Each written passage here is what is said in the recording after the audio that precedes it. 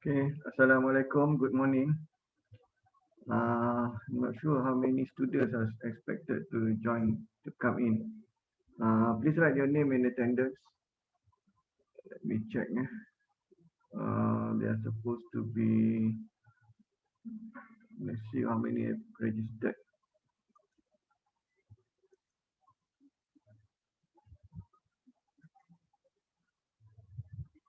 There are 26 students should be in, should have registered. So we will wait for a while. Now currently we only have 9 students. We wait for a while for the others to come in.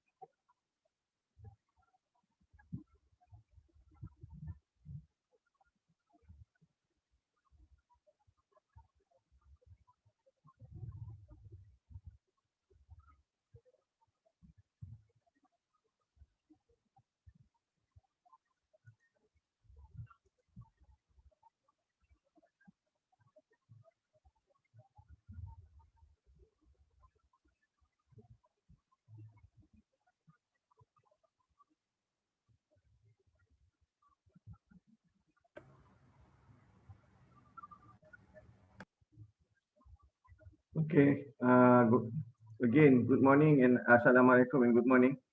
Okay. Last week we have introduced what are the descriptive, predictive, and prescriptive analytics. So today we have a short quiz on what is on predictive analytics, especially on medical cases on medical. Uh, what do you call it? Predictive. Yeah, I put up the notes in your an article in your let me show you, in your WhatsApp group. And I'll share the screen.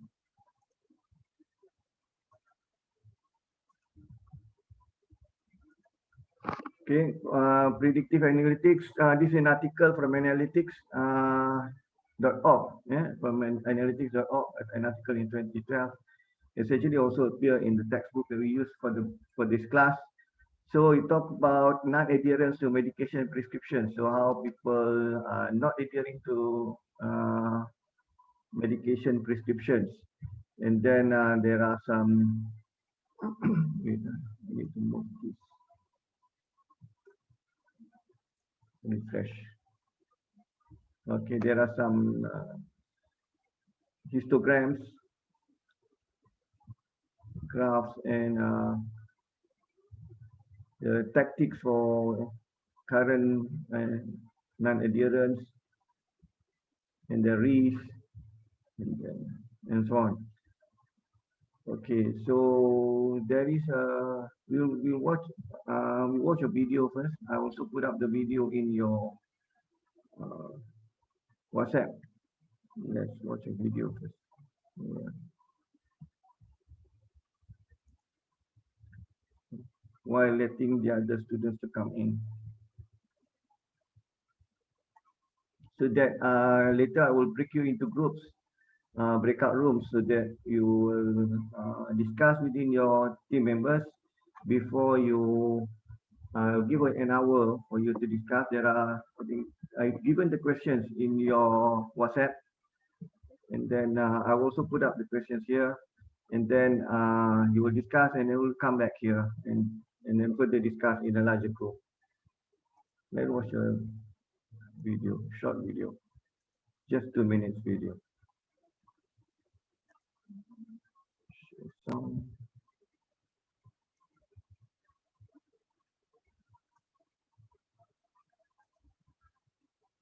for just $67, you can make as many videos as you want, and you never need to pick up a camera or use.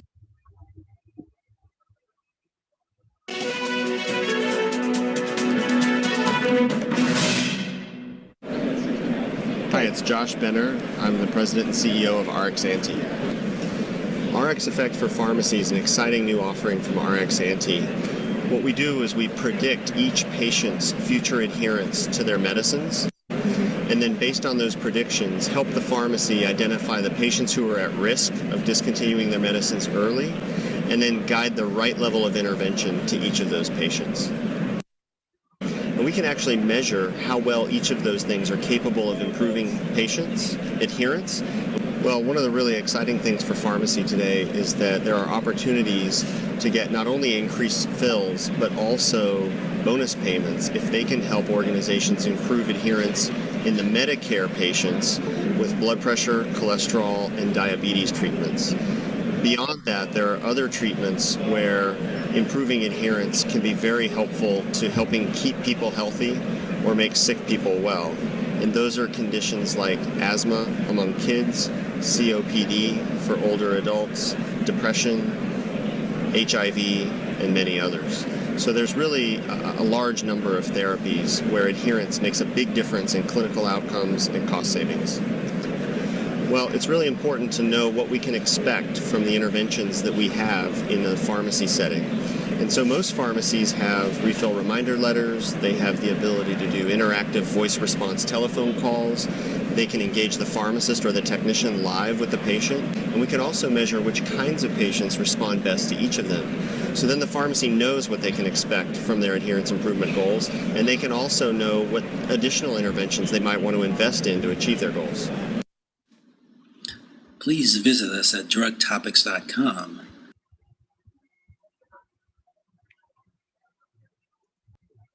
Okay.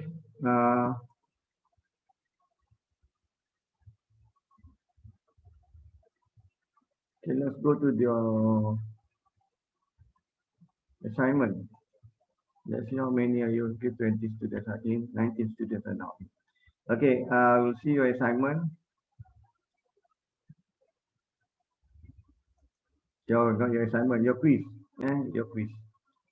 This is the quiz for today. I've uploaded it in your Open Learning.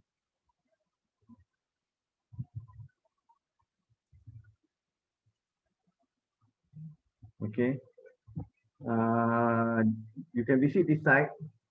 I've given you the link in your WhatsApp, and even I've printed PDF format in your WhatsApp. You can read it directly from your WhatsApp. There is a PDF document. So read the article entitled this Predictive Analytics Saving Lives and Lowering Medical Bills. So you answer the following question. You will discuss in your group. We break up you into groups, group of 5 maybe. And then the first question is, what problem is being addressed by applying predictive analytics? And then what is the FICO? FICO is a brand name, Medication Education Adherence Score. Explain how a prediction model is trained to predict the FICO medication adherence score (HOS). And then did the prediction model classify the FICO medication adherence score? And then zoom in. There is a figure there, figure 4, and I'll show you later, and explain what kind of technique is applied on the generated results. You can discuss, different group may have different results, but we will gather back later and then we will discuss together. And list some of the actionable decisions what were based on the prediction results. Okay, we look into the slide, the article.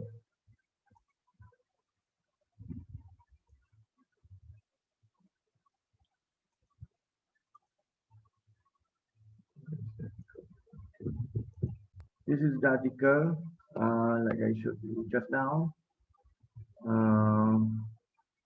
Okay, there is this is the figure 4. Yeah. Of the adherence over first year. And then you have to read the article first. And we have given you the article here last night. So early today morning. Okay. Any question?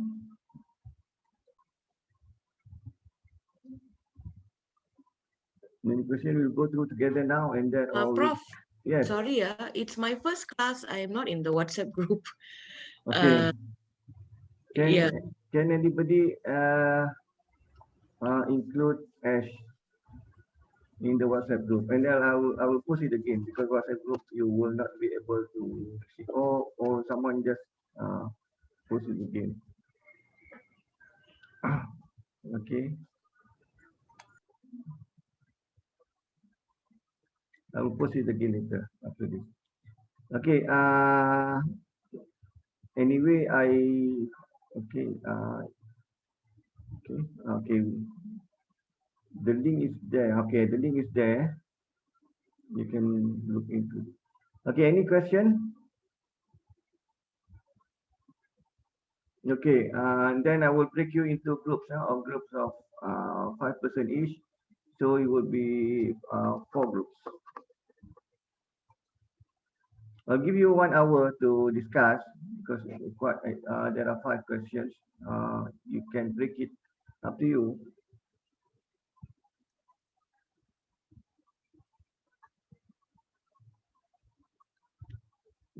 Break up room.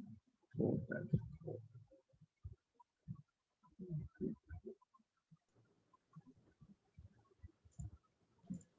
Doctor, good morning. I just want to confirm. So this quiz is actually a group quiz, is it? It is not, it is an individual quiz. So Okay. okay, go on. Okay, it is an individual quiz. Okay, it is actually your participation mark. We, if you recall, we used to have participation marks for our MBA. So, but it is not allowed by MQA. So what we do, we need to have you to participate because for MBA classes, you have to deal with case studies.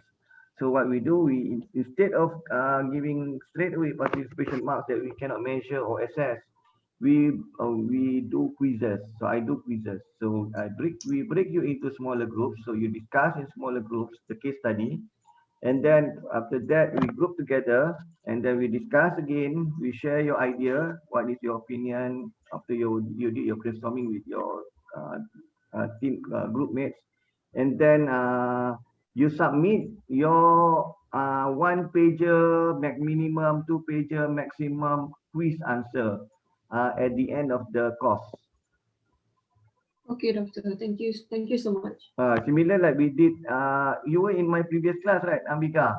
Yes, doctor. It's the same thing. Okay. It's an individual quiz. All right, noted. Thank you, bro. Okay, thanks. Okay, I'll break you into group now, and then we will come back at 10:15.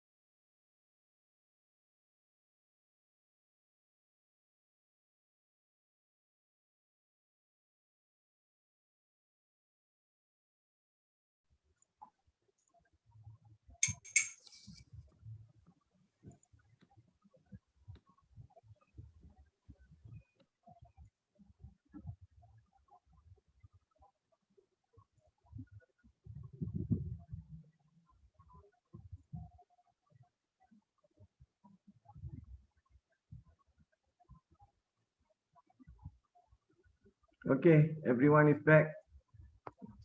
Okay, which team want to start first? Which breakout room? Room 1, 2, 3, 4. I guess We can go with the order lah, Prof. Okay. yeah. Rizky is Okay. room. Oh, Rizky or Sophia want to do first? I can go first. We are room Okay, one. you are one, Sophia. Okay, you go first. Okay. Okay. Let me share the screen. Okay.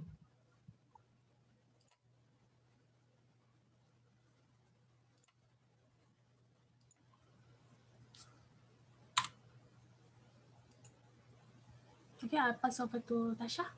Okay, for the question number 1, what problem is being addressed by applying predictive analytics?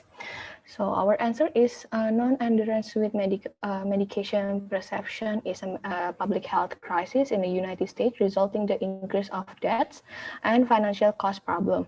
Application predictive analysis can analyze the historical data of the patients, predict results, or make a recommendation by the doctors. And by applying predictive analytics, the doctor and the pharmacy can forecast the patient who are most vulnerable to non-compliance and can take an action before the patient health decline. So the patient can take the medicine before the health is getting worse. And next question.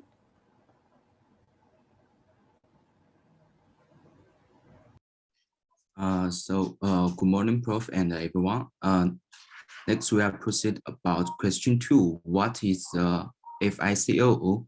As we can see the description from this case, FICO medication adherence score is a model developed based on public data and using data from series of public available data to determine each patient's potential future compliance risk and to indicate the patient's likelihood of following the prescription during the first year of treatments. But I think the most important here is about 3 points. First is wide range of applications because FICO medication adherence score requires a patient to provide the latest information and does not require sensitive health information. It can provide a service for any patient group, and it enable patient communication, medication management, and other procedures to clinic support for individuals. And the second is a new understanding for doctor and others because more readily available measure like FICO can give doctors and the pharmacy manager a clear understanding of the most effective treatments options for specific patients. And last point here is good for healthcare organizations. Is this healthcare organization improve the effectiveness of their care cases and efficiency? That's all from me. I will pass to my friend. Okay, so question 3, explain how prediction model is trained to predict the FICO medication adherence score. And did the prediction model classify the FICO medication adherence score? So prediction modeling is a tool to predict an outcome. It's basically just to predict the future and evolve the process using mathematical and computational method in order to develop the model that will examine the data set which involve historical and current data. So in general, the predictive modeling process steps includes firstly data collection, and then from data collection we formulate a statistical model by using the data, and then try to predict the future based on the statistics data that we have, and then through that we form predictions. Through more data, when we receive more data, the model can be revised to, I guess, make the prediction better for the future. Specifically for the FICO medication adherence score data collection, so patients' adherence to taking medication are taken through their age, gender, marital status, time of their current residence, geographic region, and disease. And then secondly, the formulation of scoring model based on the historical information. Based on this data that's collected from the patient, they create a scoring model. So I guess qualitative data is put on specific, I guess, attributes, and then they form a scoring model. Through the scoring model and combined with statistical data, they form predictions for the future. For example, if the patient is maybe they are from a lower income group, and if they are just recently going through divorce, most probably they will not take their medication because they are so stressed. After prediction is formed, tactics are then created and they are personalized based on the prediction that have been made. The tactics include daily email, SMS, and then secondly, to simplify the drug regime.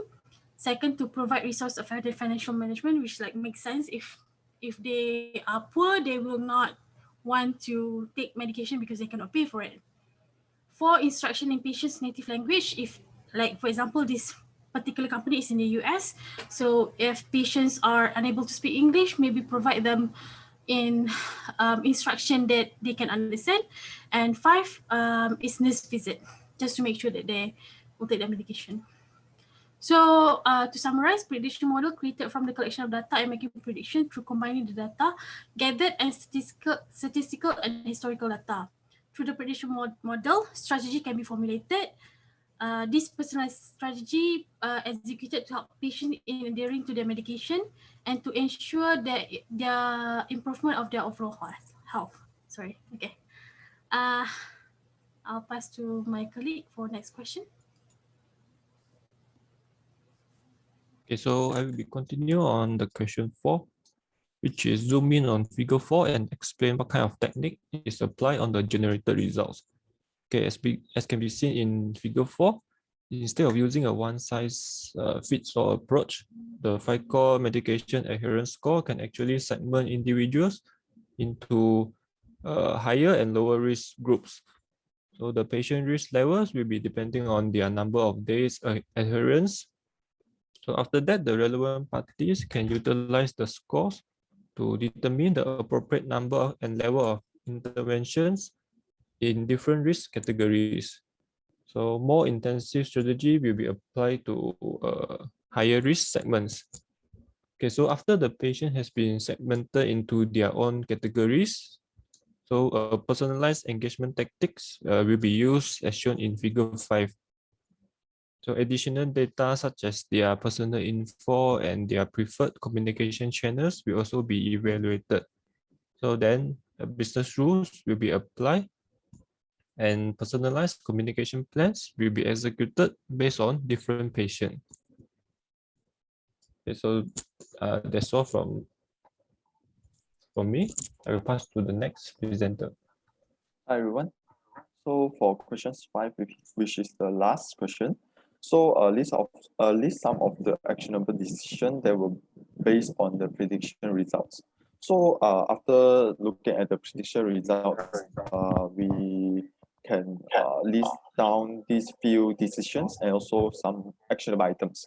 So for decision to create different types of actionable items to target different patients from high to low risk priority. So more direct and closer follow-up actions will be done for those with low response rate or older patients.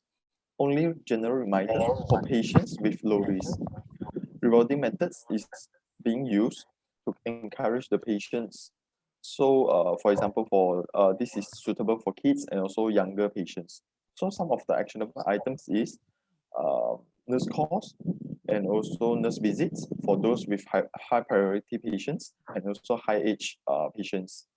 Customize email content with small results. So this is to target a specific group of patients. So for example, for younger and also for the children. SMS for patients who are not actively online. For example, they are not actively on email, then you use this method, SMS.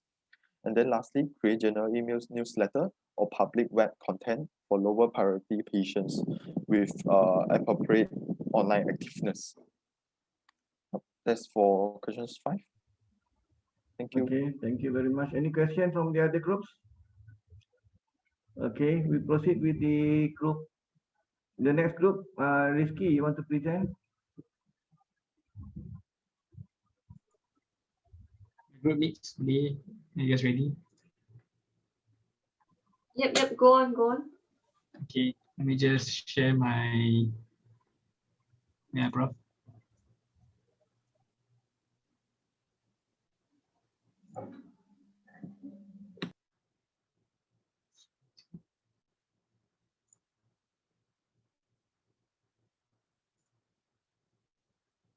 Okay, you guys can see the screen. Right, cool. So Ravi, over to you.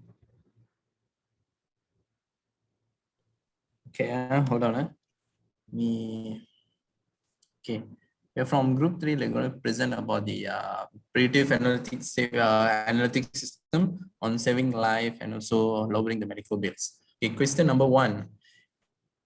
Okay, question number 1 is about what are the problems being addressed by this system? It's a straightforward answer. Is basically to solve the non-adherence issue with patients with chronic diseases.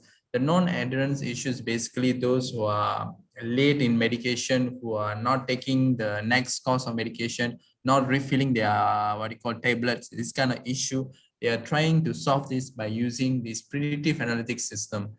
So the following is on how they actually do it is going to be answered by next members of the team. So next question, number 2, I'll pass it to the next Ambiga. All right, thank you, Ravi. So moving on to the question 2, what is PICO medication adherence score? So it's actually, this is an analytic approach. So it is based on a model developed from publicly available data. So they compile the data such as factors such as age, gender, marital status. So together with patient geographic region and the diseases they have to predict the medical adherence of the patient. So they then rank them in decile scoring from range of 1 to 500. So with this, they can actually get to know that those with a high score, they have a low adherence to this medication approach, and this is where they give a priority of giving more attention on how to get them to get the medication done. Right. So moving on to question 3. So the question 3 is basically on how to explain the prediction model strain to predict the FICO medication adherence score. So the prediction model classified the medication adherence score.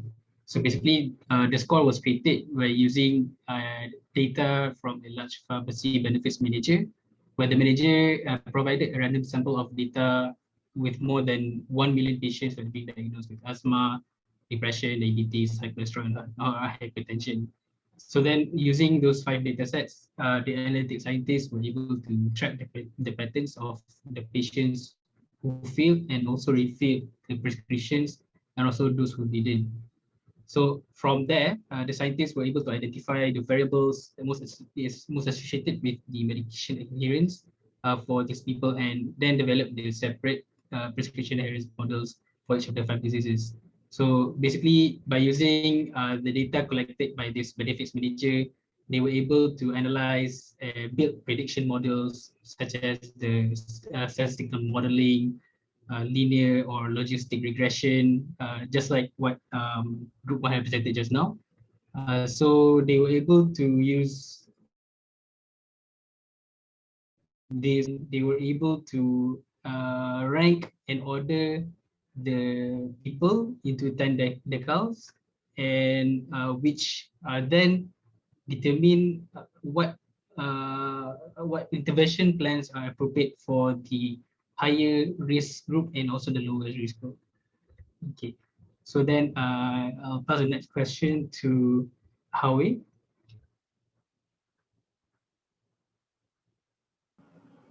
So the next question is zoom in on the figure 4 and explain what kind of technique is applied to generate the result. So from the case, we know that they are using the segmenting individual into the higher and lower risk group. The groups is broken down based on the average adherence days, and the score is then used to determine the level and degree of intervention and strategies. And I will pass to Chrissy. So after the result, the actions that will be taken will be like sending daily automated email, text, reminders, simplifying the drug, and to avoid confusion, offering like informations about copay cards, subsidize the drugs programs, and other financial resources that available for the patients to cover the cost of their prescriptions, and providing the instructions in a patient native language. Also, like having the nurse to visit the patients to ensure that the medications are taken properly. That's all from our group, I guess. Thank you. Okay, thank you. Move on to the next group. 2 or 4. Our group will present. Okay. Share my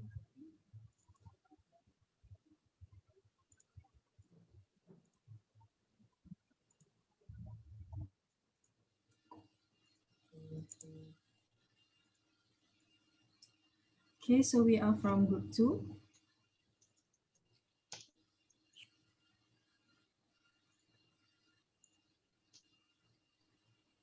All right, hi guys. So I'll answer question 1. What problem is being addressed by applying predictive analytics? So the problem being tackled is non-adherence to medical prescriptions, which is a public health crisis in the United States. The current model for dealing with non-compliance is actually ineffective. So by using predictive analytics, we aim to save more lives, because at this time in the United States, almost half of all discontinue their medical prescriptions, resulting in an over 120,000 premature deaths per year. So non-adherence comes at a high financial cost as well, in addition to the health risk, where it adds up to 13% of the nation's medical health expense. So we're trying to overcome that as well. So move on to the next question.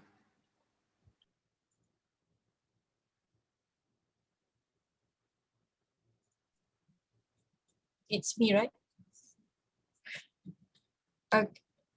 So question number 2, what is the FICO medication adherence score? So the score is based on models developed from publicly available data.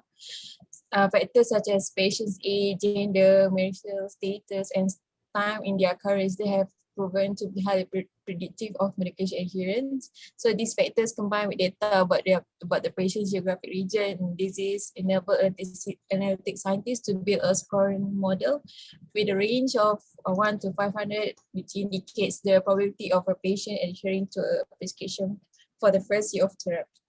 So I'll pass to my friend for the tech questions.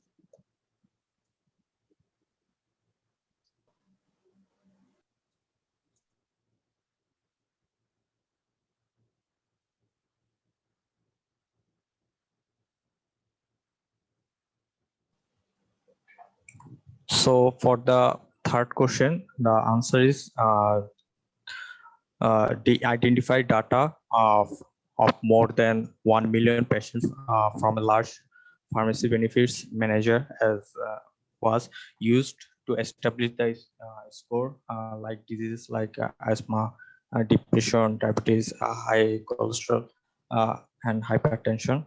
And the factor is basically about patient's age, gender, material status, time in current residence, geographical region, and disease.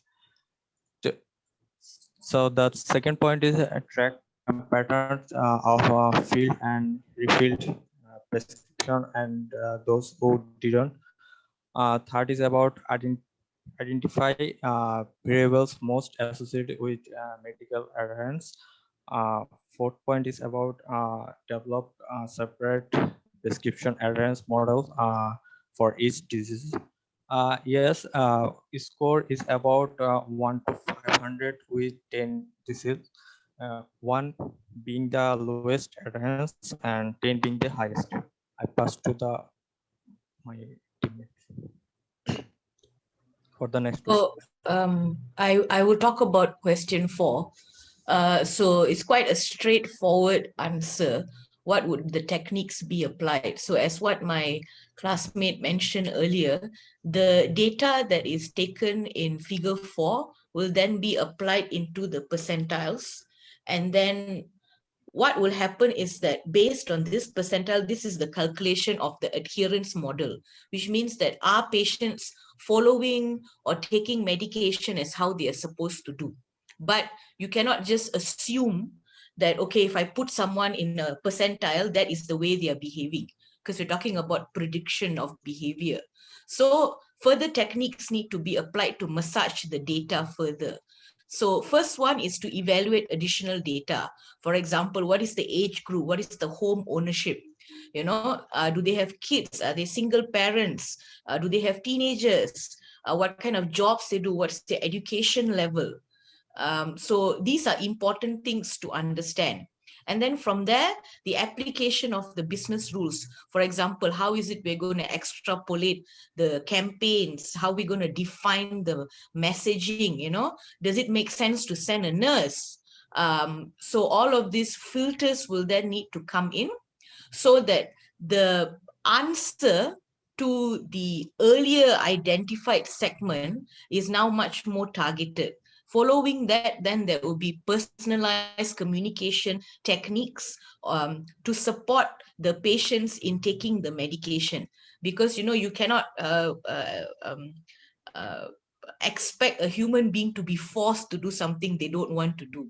What you can do is convince them that this is important, or educate them on these are the things that they have to do. And further, if the issue is financial, then you're able to actually give things like coupons and so on. So that's how it's customized based on the scoring. So this is the explanation on what is the technique that is applied to take from understanding which percentile the patient falls under to coming up with efficient execution techniques that can work in real life to support them. Yeah, so that's for question 4. Next presenter. All right, thanks, Ash. So I'll be answering question 5. List some of the actionable decisions that were based on the prediction results. So this is also a straightforward question. So the answers would be sending daily automated email or text reminders, simplifying drug regimens to avoid confusion, offering information about financial resources to cover the cost of prescriptions, providing instruction in patient's native language, and having nurse visit the patient. So basically, these actionable decisions are also based on the profile of the patients. So if you look at figure 5, you can see that Julie, Larry, and Anna have different scores, but there is some different approach they use to educate Julie. So based on Julie additional data, Julie is a low adherence patient.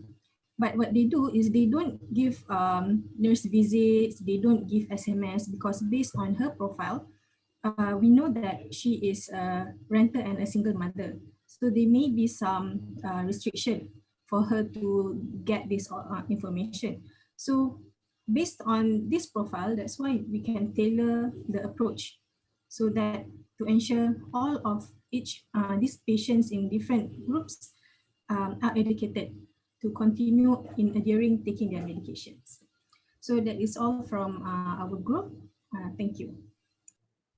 Okay, we move on to the last one. Okay, Prof, I will share my screen.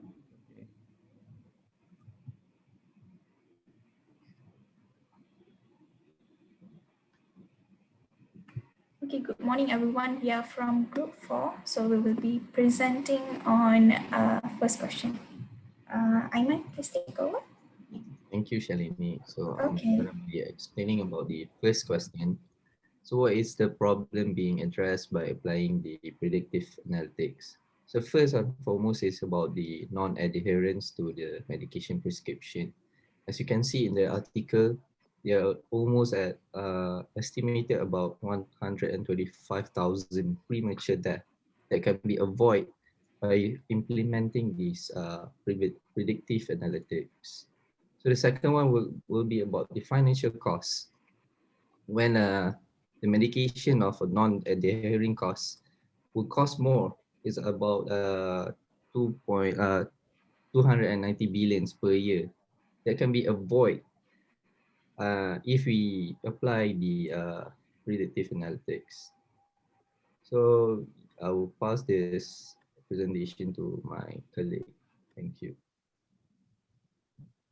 The second question. Morning, everyone. I'm Sally, and I would answer the second question that's asking about what actually the FICO, medication adherence score. Indeed, by now we already have a clear picture that it's actually a predictive analytic prime for adherence by alerting physicians, pharmacists, and health plans to patients that are most at risk of non-adherence or non-compliance. And preventive measures can be taken before the patients experience the negative health outcomes. That was a primary aim to avoid that. So it's actually a type of analytic approach which uses the scoring model based on paradigms developed by publicly available data, employing factors like the patient age, gender, material status, and time spent in their current residence, along with data about the patient geographic region and diseases, which allowed analysis scientists to create a scoring ranging from 1 to 500, indicating the patient's likelihood of adhering to a prescription for the first year of the treatment. Thank you. I'll pass the floor to my...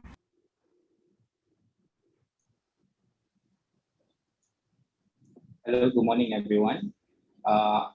I'll be explaining on the question number 3. As explained from my teammate just now on the people explanation.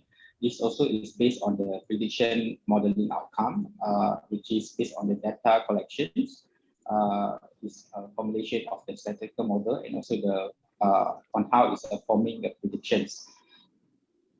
FICO predictions analytics also is based on the scoring from the range of 1 to 500, which indicates the probability of the patient adhering to the prescriptions for the 1 year of the therapy. And this also based on the few factors, as explained just now: age, gender, marital status, the time, geographical regions, and also type of diseases. And this FICO medication adherence score solutions categorized to solve into 4 different aspects, which is monitoring, point care interactions, behavior surveys, and also patients' educations. Basically, the scoring also is based on the largely identified data. Analytic scientists will be able to identify and track the patterns of the patients who which adhere or not adhere to the medication prescription given by the doctors, such as the disease such as asthma, depression, diabetics, high cholesterol or hypertension. And this data will be able to rank the patients based on the high risk group or to the lower risk group and give them a proper treatment and the proper counseling based on this data collected from the predictive analysis. Thank you. So I'll pass to my next colleague. So for number 4, zoom in on figure 4 and explain what kind of technique is applied on the generated results. So the technique is personalized engagement technique, which is changing from the old method of the one size fits all methods. It is actually impactful ways to engage with the patient with specific messaging, either by emails or other types of messaging. Engagement and decisions are made tailored to different segment of patients, so different age, different status, like what Hanif has explained. Engagement are also based on personalized tactic, varies by factors collected from patients, and the data collected will result in a better and relevant action for both patients and medical teams. So I'll pass to Shalini for question number 5. Okay, I will present the last question, which is on the actionable decisions that were based on the prediction results. So based on the article, we can see that they concentrate on engagement and education programs. So one of the strategies would be the formal test and learn strategy, where they evaluate and optimize the efficiency of the tactic approach to increase the medication adherence. One of the approaches is the personalized engagement tactics. Besides that, there is a few actions that has been taken, like sending daily automated emails, simplifying drug, and aid for the financial resources, and provide instructions in patient's native language, and nurse to pay visit to patients to ensure they are taking the medications properly. And that's all from me. Okay, thank you very much. So all have presented.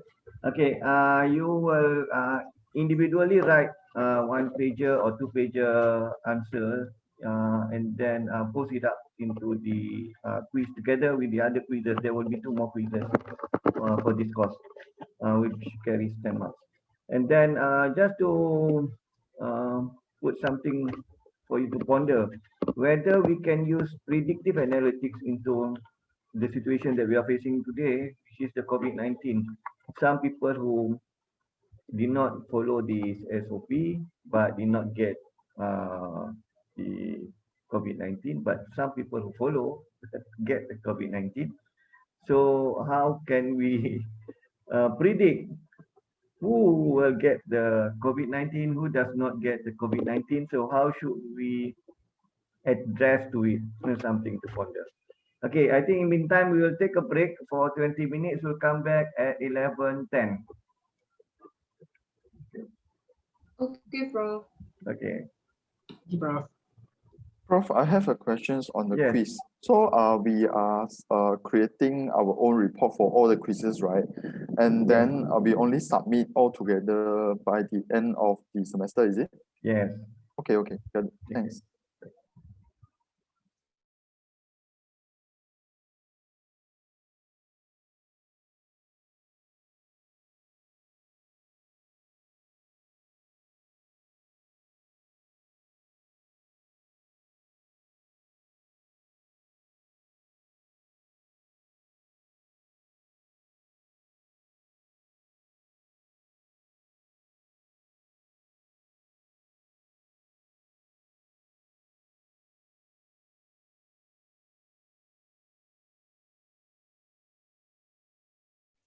Okay, can we start? Okay. Okay, last week, the previous week, hello, are you all in? Okay. Okay, previous weeks we talked about the business intelligence, analytics and big data, some introduction, overview of it, and then we just had our recap on the case study that you have discussed in your quiz, and then I also introduced you some components, information about the history of data warehousing. So today I will begin again, talk again on the characteristic of data warehousing. Can refer to my, actually I will put up my, I've put up my slide in your WhatsApp. And then in the open learning, I put up some details on the characteristic of data warehousing. The first one is data warehouse is subject oriented, meaning that the data warehouse is actually specific to the business of the organization. For example, like insurance companies, so the data warehouse will relate to health, life, casualty, or automobile. And then on the subject area of and then for retailer, will be specific to the SKU, sale, vendor, and so on. So that is what it meant by data warehouse is subject oriented. Subject oriented actually is not just to know what are the business is performing, but also why the business is performing, and then how does one data warehouse is different from another data warehouse.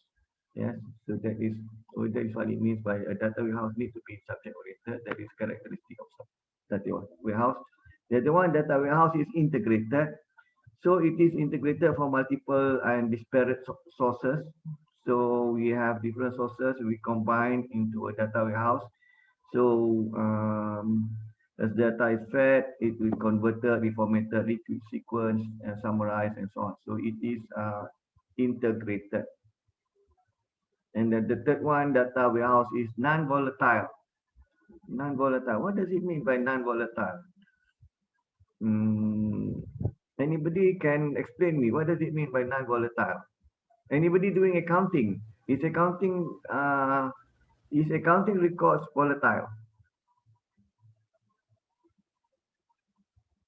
Meaning stable, right? Stable. Non-volatile, if it's chemical, is easy. Non-volatile is stable, it doesn't change. But what does it refer? What does it mean when we refer to data? Non-volatile data. What does it mean by non-volatile data? The data doesn't change as much. The data doesn't. The variance is not too big. The data cannot be changed. Can data be changed? How does you change data? How do you change data? You edit, you delete, yeah. So you can edit or you can delete data, but data in data warehouse is non-volatile, meaning that you cannot change. So how do you, and then how does it work if you cannot change data? Can accounting records be volatile? No, cannot. Then got integrity problem. Yes, then you got integrity problem. How does it, what does it mean when it is not volatile in accounting record? And then how do you make changes in accounting records?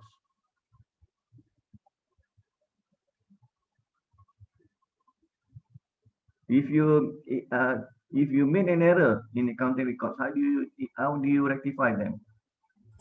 Oh, you have to indicate that the rectification is due to the error made lah. You have to indicate. Can you just indicate? Yeah, so for example, I don't know lah, but if say the invoice is wrong number, usually you will indicate that, okay, this invoice is wrong number, so you will delete that out. But everything has to be tracked lah. There has to be an audit trail that there is Okay. that change made. It cannot be changed actually. Oh, okay. It cannot be changed. If you change, it is volatile. It cannot be changed. So how do you make the changes in accounting records? You have to post You another record entry. it. Yeah, yeah. You have to post another entry. For example, you have debited an account, you have to credited an account. Credited back the account and then post back another debit account into another entry. You cannot delete or edit any accounting records. That is what it means by non-volatile, meaning you cannot change. So you need to post another entry. Yeah. So that is what it means by non-volatile. So an important characteristic of data warehouse, it is non-volatile, meaning that it doesn't change. So when you want to change, you have to post another entry. So after data entered into a warehouse, users cannot change or update the data. So you can purge, but you cannot change. You cannot. So you will be changes are recorded as new data, meaning whatever data you put in will be new. For example, you have, for example, I come from accounting background, so I can refer to accounting. I was an auditor, so you cannot change. If change and then that is wrong. So what you need to do is actually you have to post another entry. Yeah, you have to post another entry, or you call it a reversal entry, Yeah. So another characteristic of data warehouse is time variant. So the data warehouse maintains historical data. So it detects trends, deviation, long-term relationships. So this time variancy is a very important thing in data warehouse. So record is timestamp, yeah, so you can monitor that. So besides that, other characteristic of data warehouse is it is web-based. Yeah, today we have data warehouses which are web-based, and then it can apply a relational structure or multi-dimensional structure. Relational structure is what we see in your relational database. I think those who have taken the MIS is aware what is relational database.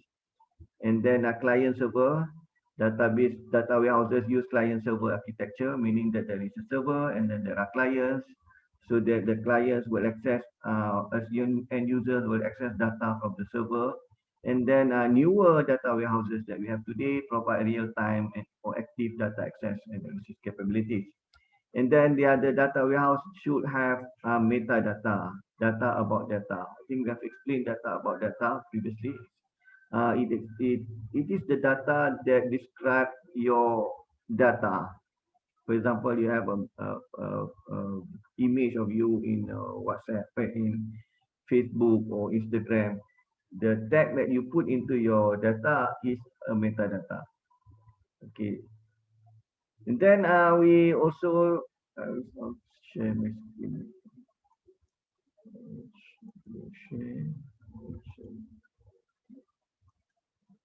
Okay. These are the characteristic of data warehouses.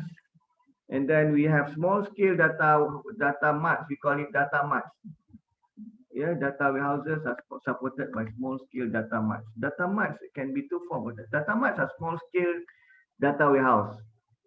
A small scale data warehouse that have limited data, yeah, limited or relevant data. So it is usually functional data. For example, you have finance data, you have accounting data specific for that functional or departmental use. So that when you when you want to analyze, when you want to process, you don't have to process the whole. You do to search or retrieve the whole data warehouse. You can just pick it up from the data mart. So this small scale data mart, the small scale data warehouse is called data mart. So there are two types of data mart. One is dependent data mart. Dependent data mart, where it is a subset of a data warehouse. You have a large data warehouse, so you pick data from the data warehouse that is called dependent data mart. There is another small scale data warehouse that is not tied up to any data warehouse. Normally, it's actually for in startup or in smaller businesses. They have a small data warehouse that designed for their strategic business purposes. So it is actually, this is called independent data mart. So they are independent. It is not tied up to another data warehouse, small scale. And then there are other data warehouse components such as operational data stores. Operational data stores are the staging. Staging before you post. So there is an operational data, especially you call it OLTP, operational data, online transaction processing. It is a staging before you post it into the data warehouse. Yeah, staging, meaning that the data coming in will be posted into the operational data store first, and then only after it be processed, and then will put up into the data warehouse. Then the other thing is an operational data mart. Similar, it is a data mart, but it is an operational data mart. It goes to that data mart from a staging as well, but it goes to the data mart instead of the data warehouse. And then we have enterprise data warehouse. Enterprise data warehouse is a large warehouse to cover for the whole enterprise. Yeah. And then data about data is metadata. You have another data warehouse component which is called another database. Yeah, another database in your data warehouse that is called a metadata. Metadata describe the contents of the data warehouse, and then tagging the historical record and so on about the data warehouse. So this is an example of data warehouse. Yeah. So this is the main data warehouse. And then I think we have discussed this, but anyway, we'll go through again. So this data warehouse comes from various data sources. It can come from your ERP, enterprise resource planning. It can come from your legacy data sources. Legacy data sources refers to old database. Old databases which are legacy, meaning that it's specific to certain vendors. They design their own data and so on. It can also come from your OLTP at your post point of sales. OLTP is online transaction processing at your point of sales. It can also come from other OLTP or web, meaning it can also come from even your beside point of sales. What you have? You have IoT or RFID tags and so on. Yeah, and then external data. So it will be posted into your this is ETL. We'll go detail into ETL later. We have a subtopic on ETL, extract, transform, and load. Extract, transform, and load is a process where you extract data from the sources, you transform it so that it can fit into the specific format of the data warehouse. Maybe your data warehouse using certain format, and then there are and then you transform it, and then you load it ETL, and then you load it. I'll show you a video of ETL. Show you a video of a product and of an ETL product. Okay. Share first. There is a video on ETL product.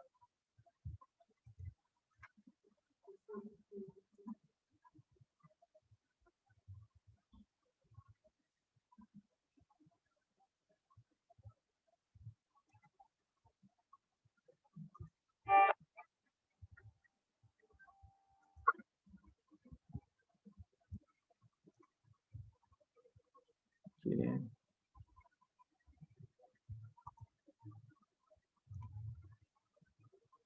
It is a product video actually. Just see what is an ETL.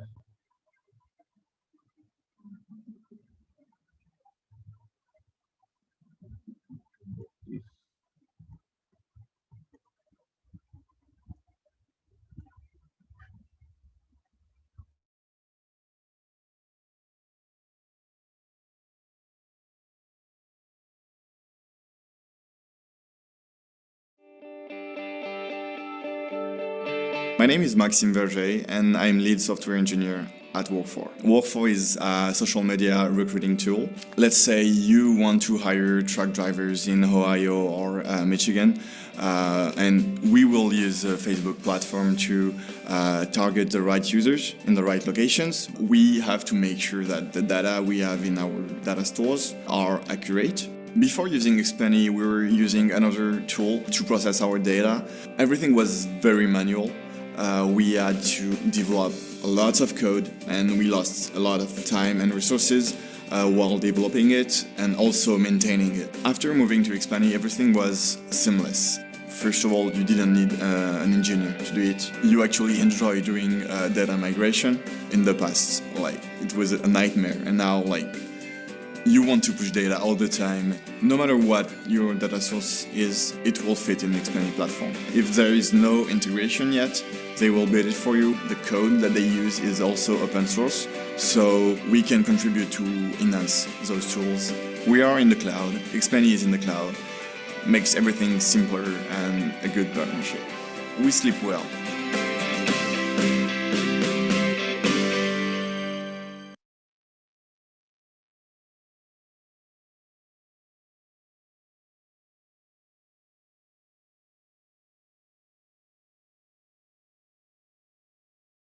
Okay, that is that is Xplenty, advertisement of Xplenty. Xplenty is a ETL product, so it extract, transform, and load products into any form of database. So that is the ETL process. And then you move into several database. You can have replication of your enterprise database. Enterprise database is abbreviated as EDW, Enterprise Data Warehouse. Enterprise Data Warehouse, and then you have another metadata here. And then you have several data marts. Yeah, so you have there. You can also have no data mart at all. Your application, your business intelligence applications will be here, where you do business reporting, text data and text mining. So we will learn about data and text mining later.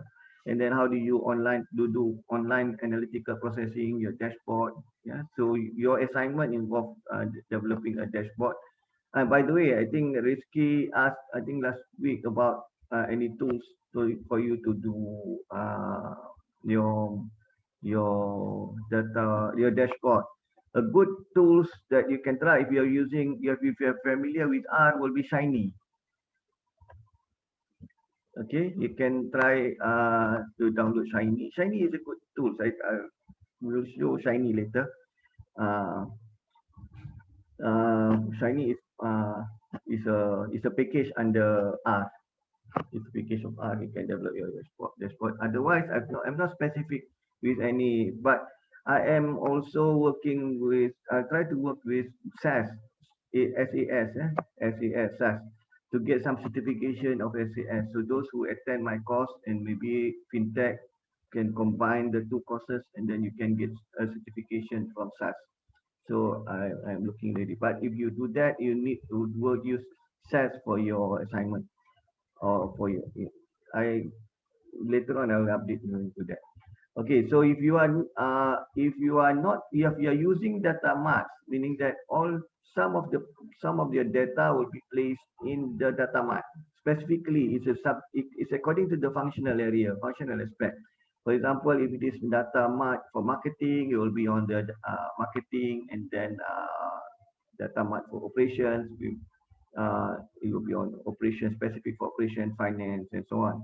So this data from the data warehouse will be posted to the data mart for the data mart processing, meaning the applications is here. The application will fetch it from data mart. And then you will have a middleware or API. API is application programming interface. Application programming interface, if you learn the topic of SOA, service-oriented architecture, in my MIS course, we talk about API, API application. So you can recall my previous notes in MIS. We talk about API, application programming interface, where we have an API to tie up with a certain application. API is actually tie up to the application, the small scale application that you can use. There are several methods to do integration. We will discuss later. So this data mart will contain data specific for the functional aspect, functional area, and then it will so this using the API, this application will be able to process this data from the data mart. So the BI aspect is here, business intelligence, the analytics is here. Yeah.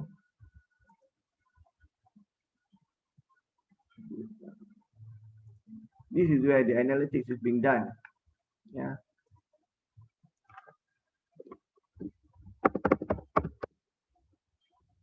So whether you do descriptive analytics, predictive analytics, or prescriptive analytics, the analytics is be done here. For routine business and reporting, it is actually referred to as prescriptive analytics.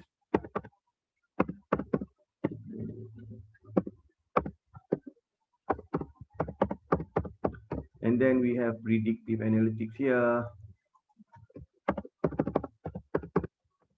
data mining, and then you can also have custom-built application to do predictive, prescriptive, and then also you can have your dashboard to do your descriptive as well as predictive analytics.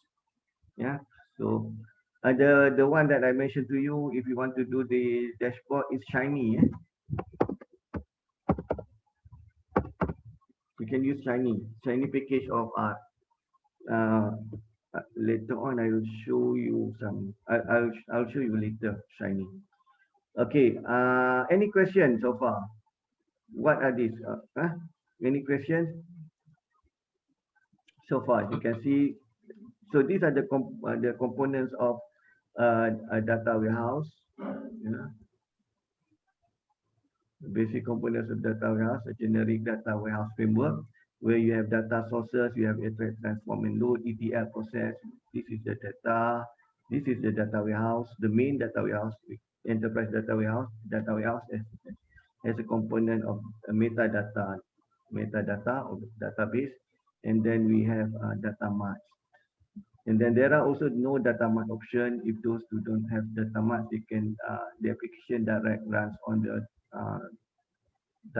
directly on the data mart. Then you can have replication of the data mart. Any question? Question. Yes. I've heard something about data lake before, so I'm Yes. just wondering if what is the difference between data lake and data mart? Data lake is you put everything.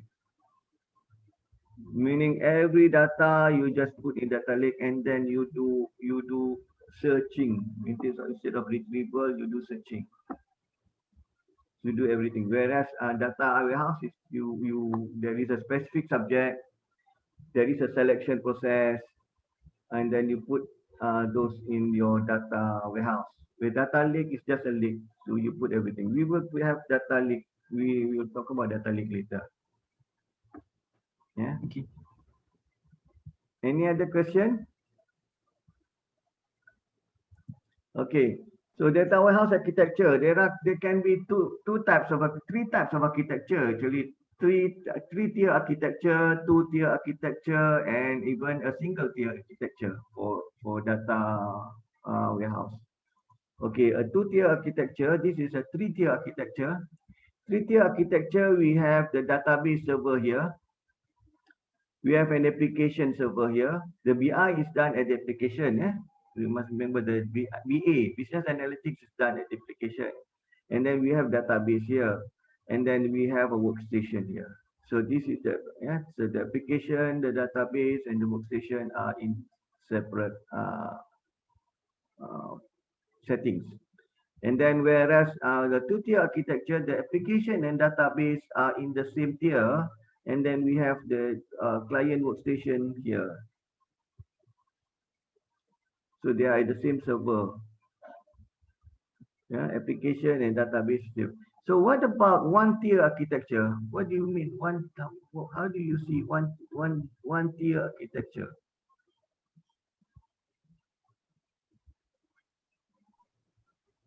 The application server is also at the workstation.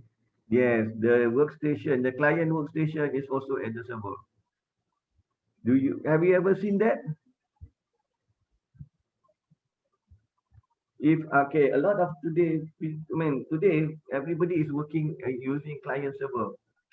Those days when we don't have client server, we have the IT personnel at the server, and then whenever you want to request information, you ask to the IT personnel, and the IT personnel get it directly from the server. That is one tier. They get it directly from the server, meaning there is no separation between this client and they get it directly from the server. I put out some details in this. To move this. Okay, into my open learning. Where's my open learning? Okay. Stop share first.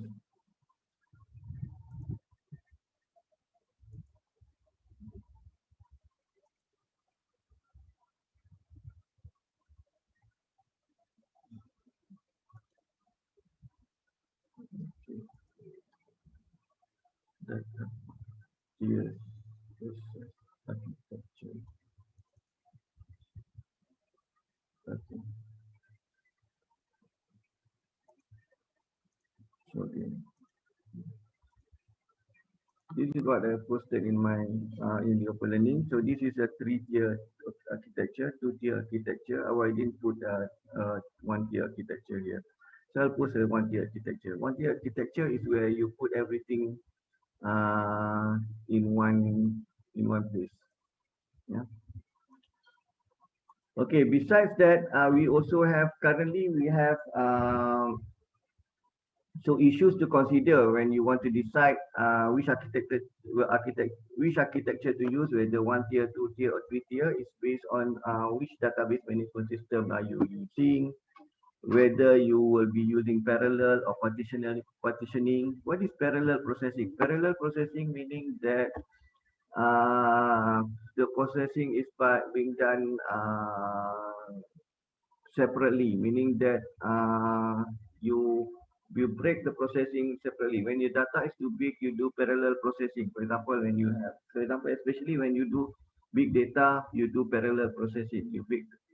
And then from the parallel processing, you can do partitioning or not. Yeah, so whether you want to do partitioning or not. So I put up some explanation here as well in my open learning. Okay. So you can determine whether you want to use parallel processing. Parallel processing, you have several CPU. Yes, you have several CPU. CPUs are computers, and basically CPUs are computers. Yes, so you have several CPUs. So whenever there is a request, they can process the data simultaneously. So it can provide scalability. But when sometimes you want to also partition the database so that you can break it up so that you can process based on that partition. Besides that, you will have data migration tools. The ETL is one of the migration tools that I showed you just now. And then you need to have some tools for data retrieval and analysis.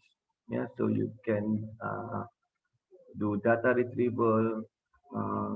Yeah, so that you can make just want to ask, what is the difference between data retrieval and information retrieval?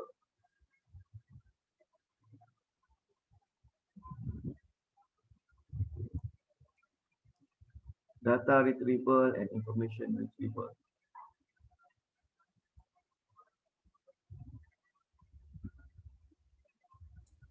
Data is the raw data, information is the processed data that helps Okay. in. Okay. Does anybody ever used information retrieval system? Anybody have ever used any? I think especially those who involved in IT will understand what is data retrieval. Data retrieval is when you query, you do query SQL, for example, you can retrieve data, right? Yeah, so you can retrieve data using SQL, structured query language. Those who are not from IT, I think we have discussed this in your MIS topic. What is data retrieval? But what about information retrieval. Anybody who have used information retrieval, who have experience using information retrieval so far? Actually, most of us are more familiar to, actually have used more of information retrieval and unaware. You have used more information retrieval rather than data retrieval.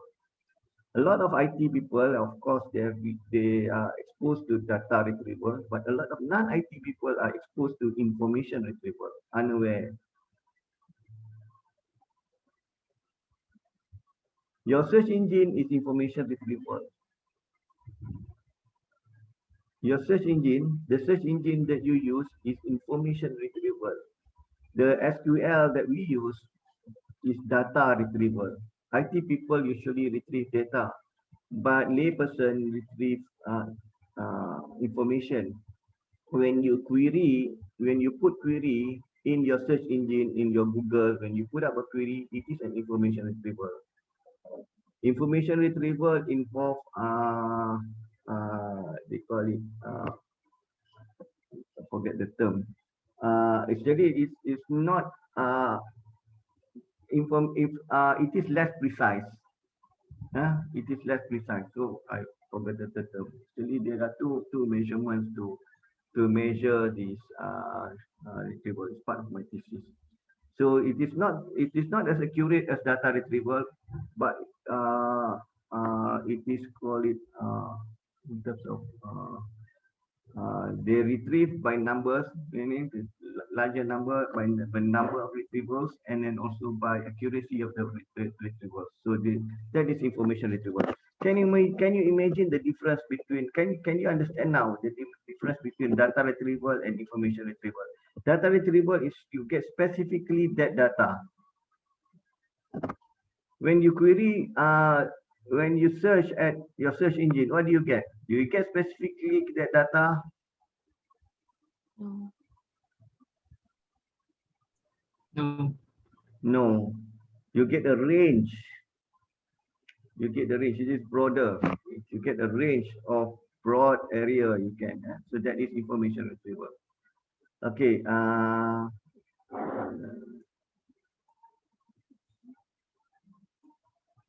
Okay. Then this is a tools to support that data retrieval, and then there are also alternative data warehousing architectures. So we have this independent data mart. Yeah, independent data mart where you have separate data mart. This is common that you see. Yeah, independent data mart. Most simplest, least costly architecture alternative, the one that I showed you up, where you have separate data mart, and then yeah, independent data marts are the most. It's a small data mart that is not in that there is no data warehouse actually.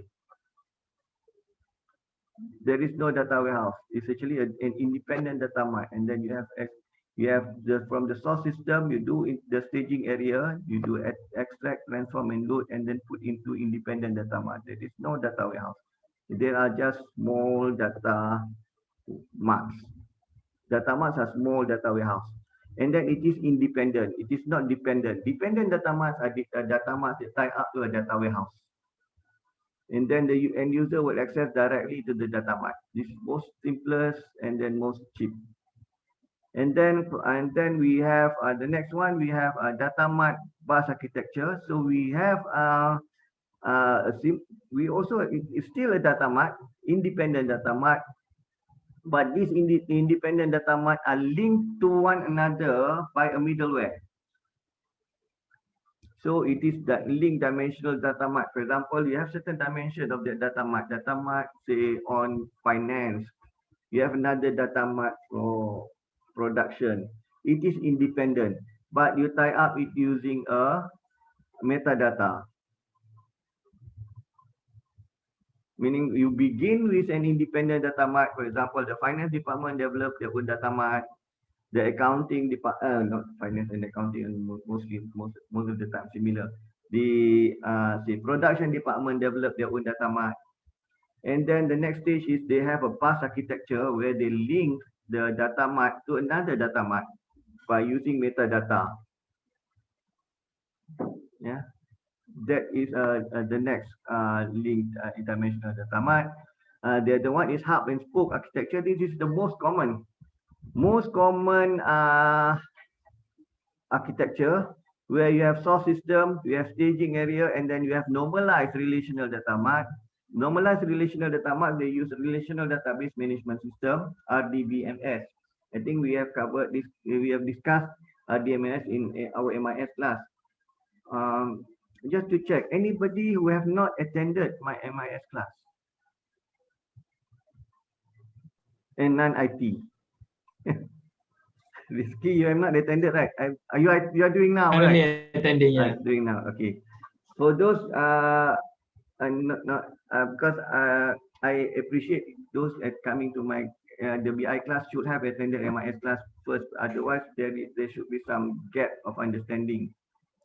They will have some gap of understanding, because I'll be talking about things that I've never introduced before. So this is a normalized relational data warehouse, which is the data warehouse that we mentioned. It is normalized, meaning that you have broken the data tables into smaller form instead of a lengthy row. Yeah. So when you talk about unnormalized relational database, it's a very lengthy row. So you broke it up into logical structure, and then you break it into small data warehouse, small database. You have an entity relationship diagram, entity ERD, entity relationship diagram that tie up from one database to one table to another table. So that is called a relational data warehouse. So it is normalized. You have the data warehouse, and then you have data mart. The dependent data mart. Dependent data mart fetch the database from the data warehouse. And then you can have an analytics processing here, application here, to process the data coming from the cross-functional data warehouse or the dependent specific function data mart. Yeah, so we have data mart here. This is hub and spoke method. Yeah. And then the next thing is we don't have this dependent data mart. We centralize everything into a central database or data warehouse. There is no data mart. Yeah, this is the fourth method. So they still have this source system which can come from any sources. We have a staging area. Staging area can be your operational data mart. Yeah, operational data store. Operational data store can be the staging area. Operational data store or an operational data mart. And then you have this big normalized relational data warehouse. So, and then the end user. So you will retrieve directly from the centralized data warehouse. Another method is you have many data warehouse, data mart and legacy systems. You have many data warehouses. We have data marts, we have legacy systems, and then we use metadata to map. Metadata acts as a schema. It's actually like a model. And then the most common language that we use to do the mapping or the schema is in format of XML. Yeah, XML. I note it here. XML. What is XML, Rizky? I'm also wondering, Prof. XML is extensible markup language.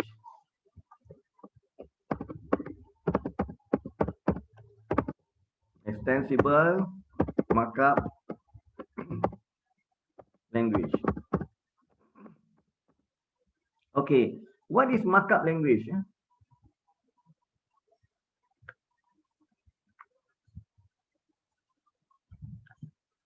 What is markup language?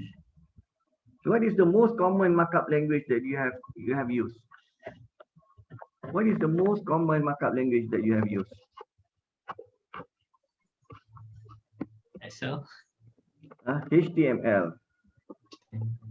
Hypertext markup language. Hypertext markup language is the most common language that you have It's actually HTML. HTML is what you see in your web. Your browser, the browser that you use. We covered this in our MIS. In your browser, the browser can only see the HTML. So you have some programs or scripting language like PHP, ASP, JSP, PHP that can convert data that you put in scripting language and then convert into HTML. So it displays the HTML on the browser, and then the browser will convert it into something that we see in our website. This is what we see based on the browser. I'll show you an example. I'll use a whiteboard. This is the basic HTML. So if it will start something like this, and then say we'll start with it will start with an HTML or HTM, HTML or HTM, and then it will end with an HTML, and then the next one we have a para, for example, para, and then we'll stop it, and then say in the para we'll put some names. So say, or you can, instead of para, you can see title. You can have some name here, say title, or say business intelligence. Say, this is your title. So in the website will say display as title business intelligence. This is HTML. This is HTML. If you see something like this, this is HTML, and then we will post, and then you will have some paragraph, inside it, and then you have some content inside it. Okay, and then you will close the paragraph. This one also will be closed. And then at the end of it, you will close it with an HTML. Close it with HTML. Okay, when you display the website, your browser will convert into some text. Okay, the difference between this HTML and then the XML, the header will be XML, the ending will be XML, the bottom XML. And then in this title, we can have some content here. Title, you can put it here, say, title is a book. So it is a book title. And then paragraph, you can say here is a para 1.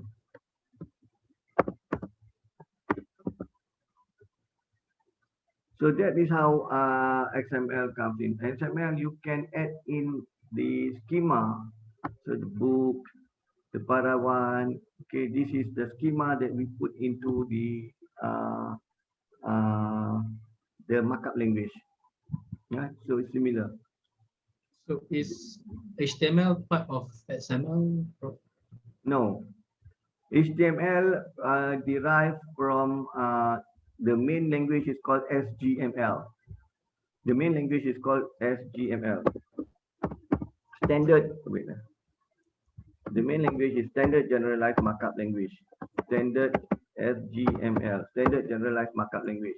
From the Standard Generalized Markup Language, you derive HTML, and then you derive XML. There is also a language that combines both HTML and XML. We call it XHTML, Extensible Hypertext Markup Language. But the current one, we have HTML5, HTML version 5, which is more close to XML. Okay, the main tree is the main, what do you call it? The main parent is HTML. Standard Generalized Markup Language, where HTML comes from HTML and XML also come from HTML. So the language that is being used in metadata use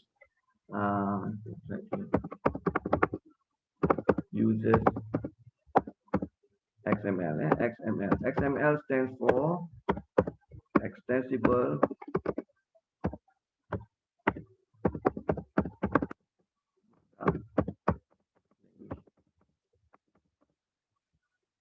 It is a markup language, meaning that when you see the language, it marked up. So this is the marking up. Yeah. So what does it mean by markup? And this is what it means. The title is book that is marking up.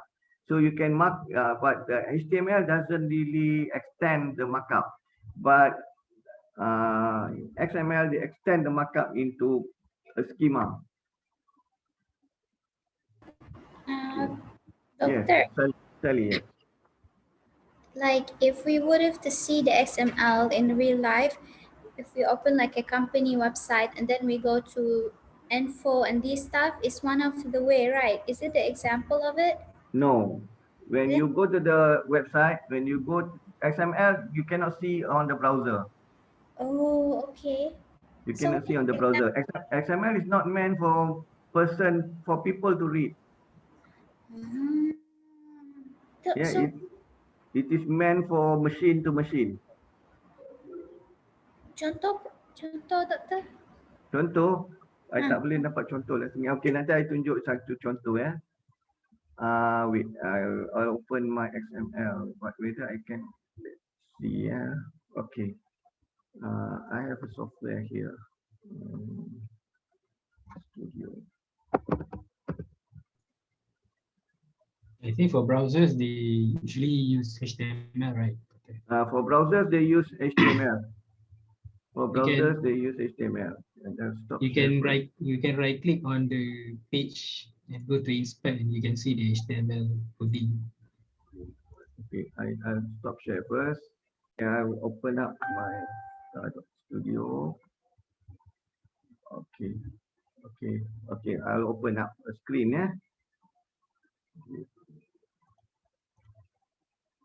This is something that I'm working on. This is an XML. So this is how you see. Okay, this is the schema. Declaration. This is a declaration. Class IRI. So this is kafalah BLI. So this is my XML for Islamic banking ontology. So this is IRI stands for independent what do you call it? I pernah lupa. URL similar like a URL lah. Universal reporting language, I think. IRI universal URL. Yeah. So this is IRI. This is the Sunnah Abu Dawud. So this is a schema. Have you ever seen something like this, Sally?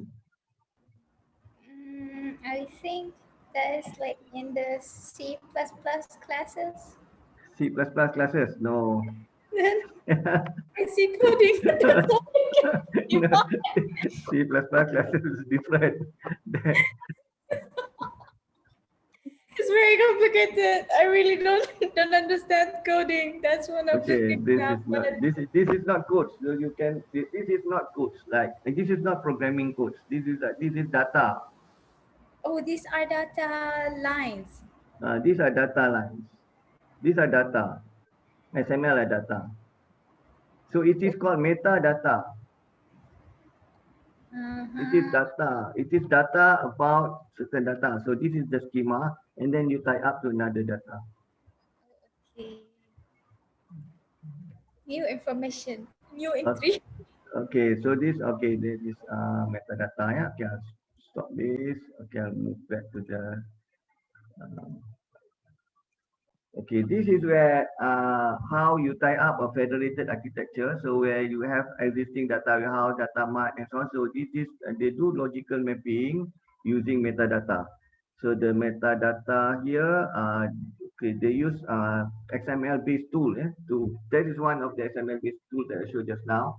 So the federated approach is supported by middleware vendors, proposed distributed query engine capability, they use XML based tools so that they can tie up the different data warehouses, different data marts, website, documents, and operational systems.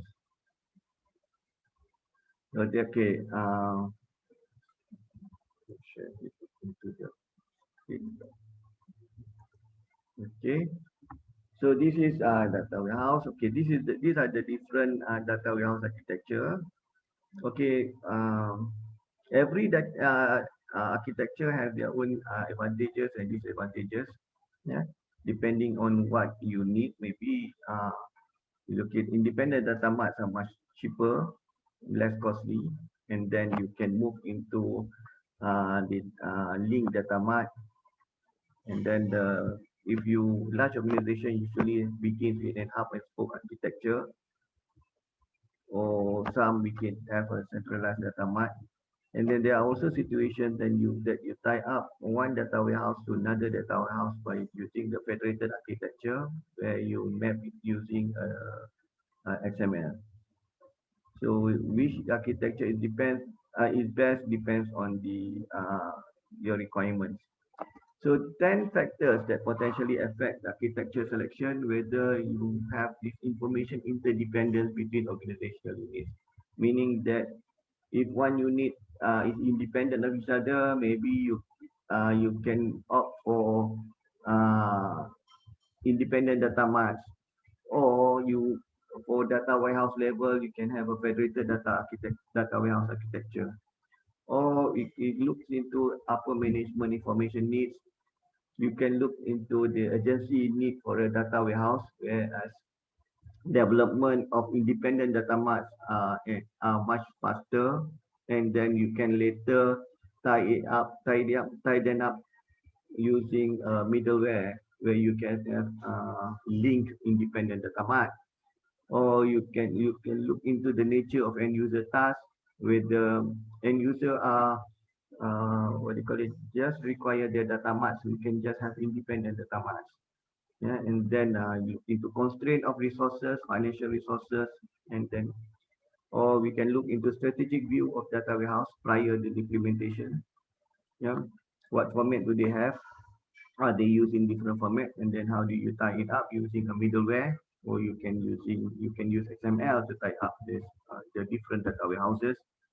And then you look into compatibility with existing system, then you need to have some middleware, whether you want to opt for federated architecture or independent data mart architecture. And then perceived ability of the in-house IT staff. How good are your IT staff in tying up, or especially in metadata, in developing schema. The thing that I showed to you just now, my schema, this is my SML for Islamic banking ontology, where I can tie up different banking products in different banks, and then I can link them together.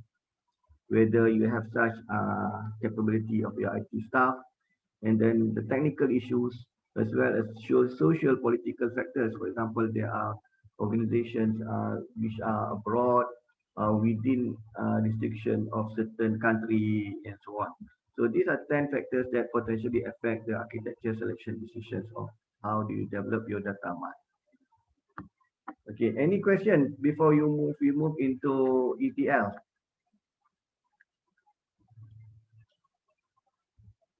I'll stop share first. Any question? Hanif, okay, Hanif? Yeah, doctor, but still a bit confusing on the Which part? Which part are you confused? The XML and the metadata. Okay, XML and metadata. Okay, it's like this. The language that we use for our common internet, or especially web, especially web. Web and internet is different. Internet is the infrastructure. Web is the content, is the software part. Okay, when you the language that is being used by our web browsers are these Chrome, Internet Explorer, or Edge, or these are web browsers. The language that is being used by our web browsers are called HTML. Okay, at the back end, actually, when web designers do, even when for those doing MIS, when you do Wix and or WordPress, actually they are designing the HTML. Yeah, and they're designing the HTML. So the HTML will place at the back end of your browser, but the browser will display the things that you see on the website, even this page, yeah, that you see on the browser. If you use browser, if you use application for Zoom, different. But if you use browser, it is converted into HTML, and then this is how you see your web pages using HTML. But XML is not that. Is not what you see on the web page. XML is the schema at the back end. It tells you what certain code, what certain data of your HTML is about. It actually it moves beyond data. It moves beyond data. It tells you, for example, if you use paragraph, this paragraph 1 is about the introduction.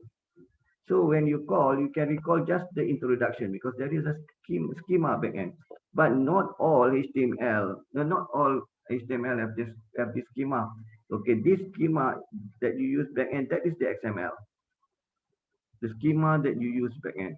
So this schema is being used from machine to machine, meaning that if you have a server or if you have a computer, your computer can talk to another computer independent of you without human intervention.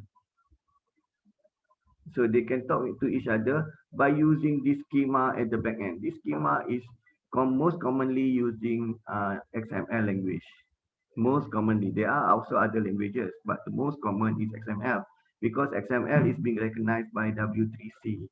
W3C is Worldwide Web Consortium, WWW, Worldwide Web Consortium. Okay. Does that explain you or it made more complicated? Yeah, it's still a bit complicated. Can I say that from the data from XML, which compute from the metadata, we give the information on the HTML, which we get the information from. Okay, when you talk about data warehouse, you look into data warehouse. In the data warehouse, we keep data. So data warehouse 1, for example, we give an example of federated data warehouse. Yeah? In this case, federated data warehouse. In the federated data warehouse, we keep data. In this another federated warehouse, we keep also some data. Okay, when you talk about subject, data warehouse have subject, is subject oriented. This data warehouse is about medical, for example. And then you have another data warehouse, is about business. And then when you want to do run a business on, say, a medical business, say a hospital, so you will have to tie up the data which is on this medical data and the other warehouse which is on the business part of the operation of the hospital, for example. So you need to tie up these two data. How do you tie up these two data? That is where we use metadata. Metadata is the middleware. It runs on the middleware. Middleware is a software, by the way. We use metadata to tie up from database 1 with database 2. That is metadata. Okay, the metadata is written in XML. The language for this metadata is in form of XML. So that when you put it in form of XML, it is not itself a data that affects the data in data 1 and affects the database in data 2. It is actually just a schema that tie up data 1 with database 1 with database 2. It is just a schema. It is a metadata. So that's why we use XML. XML right at the back end. It is not at the front. Does it? Can you get now, Hanif? Yeah, Doctor. It is a metadata. Metadata. Metadata is written in XML. Said Aiman, okay? far so good, bro. Yeah, so far so good. Yeah, Sophia. Okay, Sophia.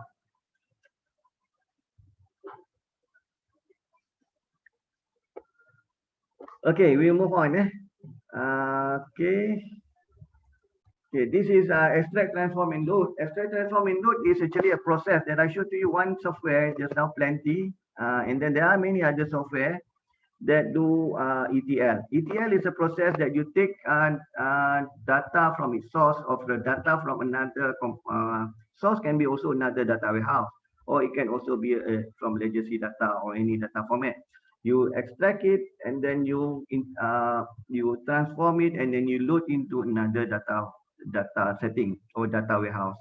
So the goal is to have data integration. Yeah, data integration. So there are several methods of doing data integration. Yeah, so one is we use enterprise application integration. Enterprise application integration is more of it's like an API. It is like an API. It is integrating the software. It's not integrating the data. It is integrating the software instead of the data. Okay, for example, like okay, the thing that we use today, for example, like what do you use today? Okay, for example, like booking your airline, say AirAsia. AirAsia, you want to book your airline in AirAsia. At AirAsia, you download an API, an apps. You download an apps, AirAsia apps into your mobile phone. Like that is an API. This API represents or contains certain component of the application. It's not the data. A certain component of the application of the server that resides in the software that resides in the application in the server of AirAsia. You don't download the whole server processors. You just have a small component of that processors as an API, application programming interfaces. So we call it, sometimes we call it black box. You don't see what is at the back end, but you only see certain part and then the rest is at the server of AirAsia, for example. That is API. So we use this EAI is enterprise application integration. We bring in the application part. So with this application part, we can access data. So it is pushing data from source into the data warehouse. We're using this API to take data from one source, push it into the data warehouse. That is EAI method. Besides EAI method, we have another method we call EII integration. EII integration is not the software part, but it is the data part. So we pick up data from the source and then you bring it up and then you integrate and then you put it up into the data warehouse. Yeah, so I think I put some detail here. Put some detail.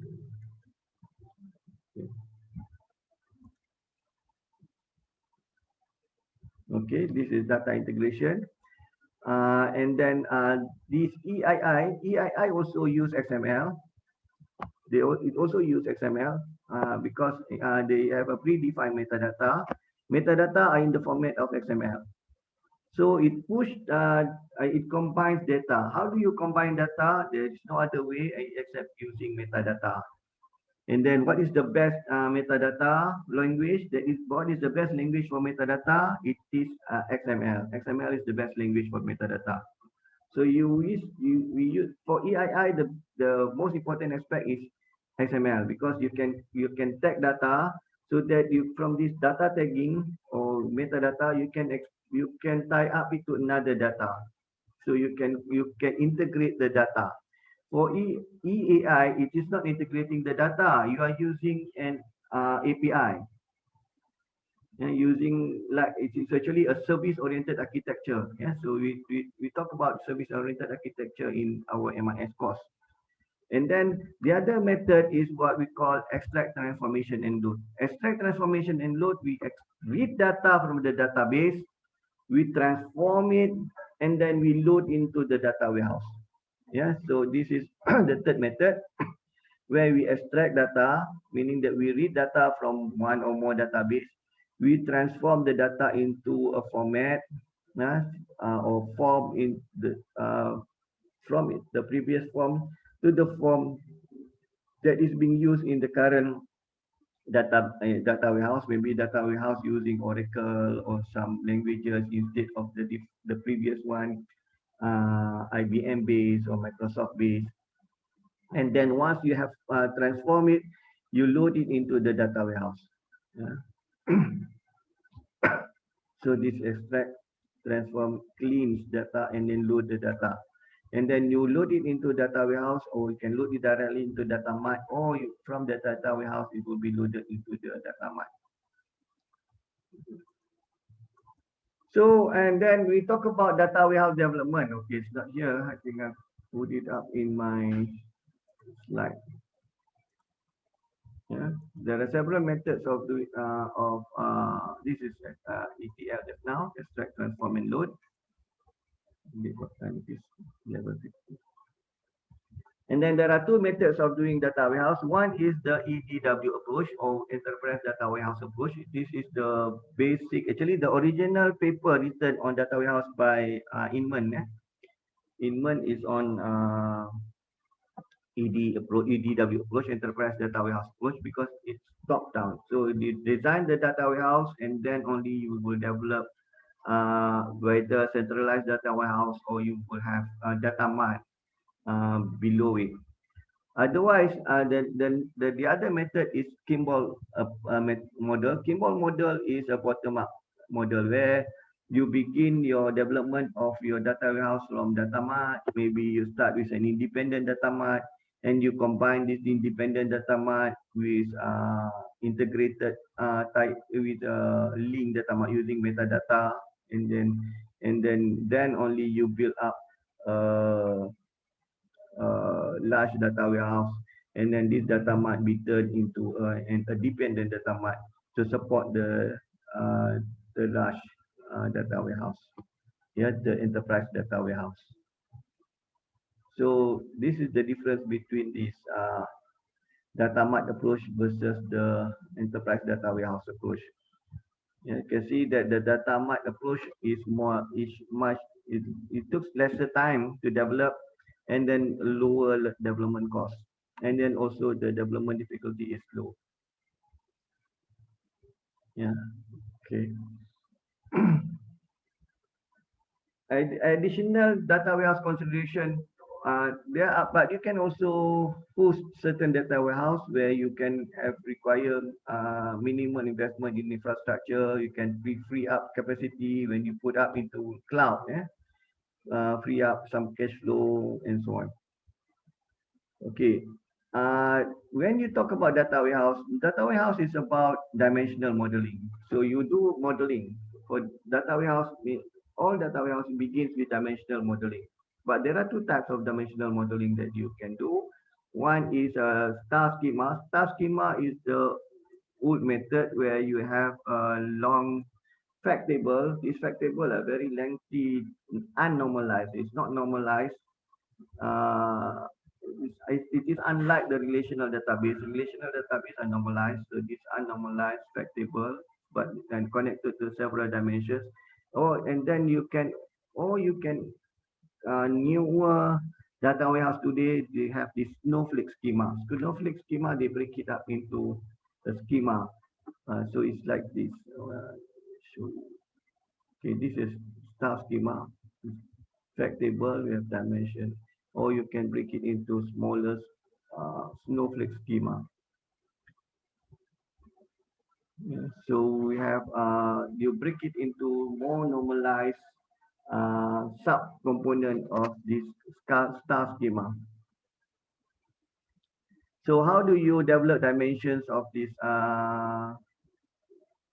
of your data warehouse? You can have dimensions like product, sales, people, and then you look into by measures or by time and so on. Yeah. There are different methods of analysis in data warehouse. You can have online transaction processing, which collect data from your ERP, CRM, and then process it. The main focus is on the routine tasks, meaning it is more operational. Or you can do online analytical processing, where you do convert data into information for decision support. You break it into data cube, drill down, yeah, so that you can request for ad hoc report, statistical analysis, and so on. So this is the differences between data when you process data OLTP versus OLAP. OLTP is online transaction processing. It's more operational. So they carry out day-to-day business function rather than to support decision making over a medium term or long term decision. So for medium term and long term decision, we use OLP, meaning that the data is collected at the data warehouse, and then you slice and dice the data so that you can have look at it in terms of multi-dimensional. Yeah, so it is slower compared to the OLTP. OLTP is more towards operational, where it is transaction database, the routine periodic. Yeah, this is OLAP. You can slice, meaning that you can break it into multi-dimensional array, or you can dice it, so you can look at into 2 dimensions. You drill down certain data, for example, geographical area, Malaysia, you can move into Selangor. Selangor, you can move to a certain district in Selangor, or you can roll up. You could compute all database in from 1 or more dimensions, or you can do pivot. So we will have this pivot and so on when you deal with the next topic. After this, we will move into descriptive analytics. Descriptive analytics, we'll look into numbers, and then we'll do pivoting and so on. Maybe we can try using Excel and SAS or R to do the pivoting. This is where you do 3-dimensional. We have product, geography, when you do slicing by time. Yeah, this is the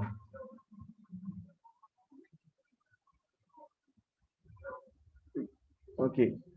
Wait, any question before I move on? Any question? Yeah, we don't have. What time is it? 21. Let's see how many slides we have left.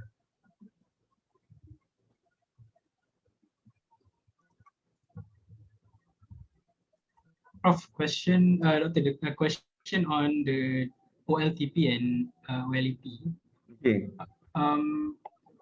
So previously you mentioned that OLTP is like at the sources, right? Like the point of sales. Yes. Okay. OLTP is at the sources, at the point of sales. It's a transaction processing. It is more of operational data.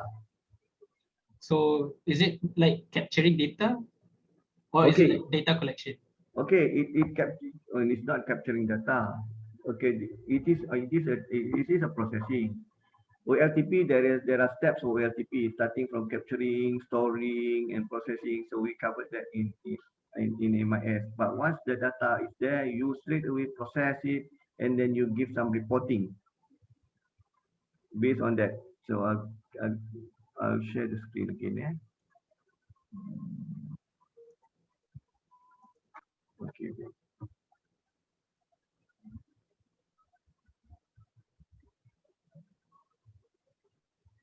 Okay, it capture the data, store it into from this ERP CRM. Main focus is and then it provide reporting. We provide routine, periodic, narrow focus report. For example, sales of the month, sales of the day, and then what do you call it? Production for the week, for example. That is online transaction processing. This routine, but you don't do analyze it multi-dimensional. So For example, for OLAP, you can look into how many sales come from certain product, okay, and then you tie up to another component, for example, production, and then the product have defect, for example. So that is OLAP. OLAP meaning you tie up from different dimensions. You combine it from one aspect with another aspect. You can slice and dice. But for OLTP is basic reporting because OLTP is carried out very fast. So in a So sense, you can have OLAP is more flexible and broad lah. Can you see that? Which one? OLAP is more broad and more flexible. It is more analytical. Okay. Understood. OLTP is not analytical. The name is not analytical. It's just online transaction processing. They just process, but you can do reporting directly. Whereas OLAP is both can be conducted at the data mart and data warehouse. So you can have a processing like this. Yeah?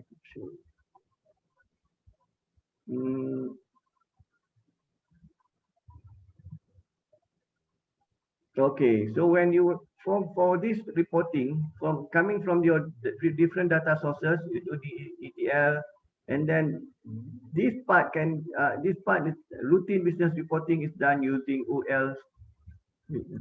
This is using OLTP, whereas this is OLAP. OLAP. So text mining, you do clustering, you do classification, categorization, and then these are more of analytical, whereas the routine business reporting is LTP, still conducted through using the data mart and data warehouse.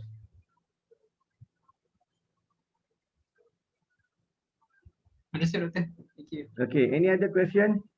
We move on. Okay, there are certain slide which is I think you can read on your own, which is don't require any illustration. For example, like successful data warehouse implementation things, you need to start with you to avoid starting from wrong sponsorship chain expectation and so on. I think you can read more, but on your own. And then main issues pertaining to scalability of the data warehouse is you look into the amount of data in the warehouse are expected to grow, the number of concurrent users. So this is what the scalability issues that you should look at. The other one is data warehouse administration and security. So data warehouse, you need to have the data warehouse administrator need to have knowledge on high performance software, hardware. You need to have solid business knowledge and insight, be familiar in decision-making processes, and then one is need to be able to safeguard the most valuable asset, and then you need to understand the government regulations. In Malaysia, we have PDPA and so on, must be explicitly planned and executed.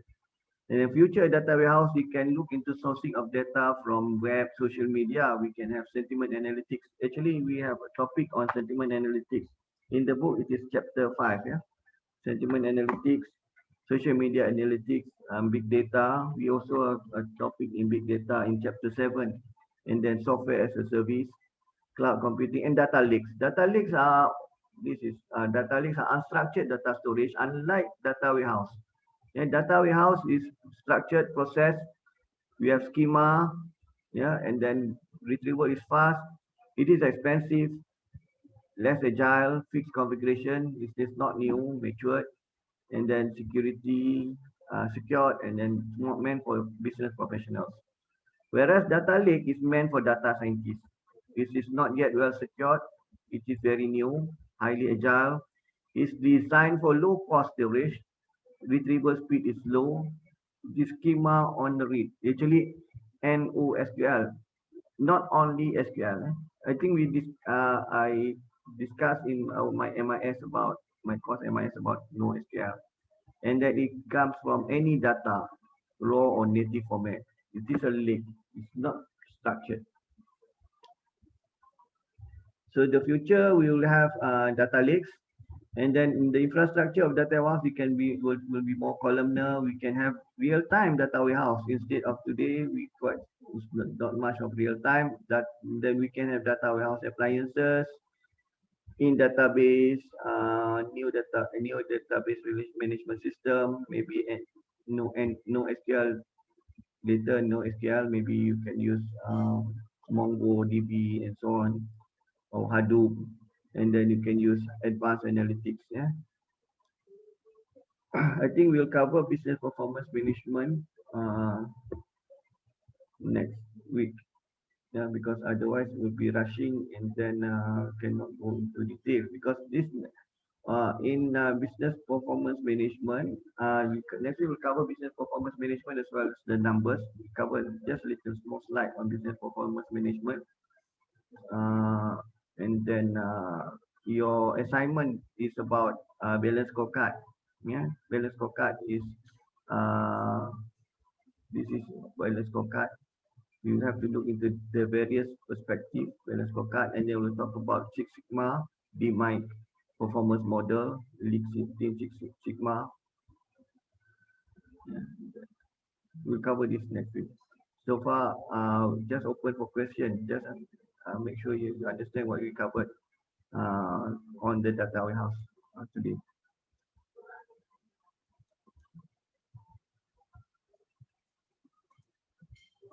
Any question? Fatin Zafira, okay? Prof, nak tanya, kalau web guna markup language, apps kita guna apa ya? Apps, kalau dia web-based apps, still markup language. Kalau otherwise kalau Android, they can use any lah. They can use C or C++.